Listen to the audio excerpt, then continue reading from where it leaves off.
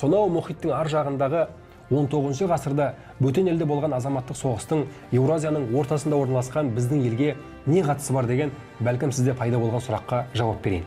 Осындай әділетсіздік пен қорлыққа шара таппаған қара нәсілдер өз наразылық пен қарсылығын музыка арқылы жеткізуге тырысады. Осылайша музыкадағы жаңа бағыттар блюз, джаз, соул және хип-хоп дүниеге келіп, Америка мәдениетінің айнымас бөлігіне айналады.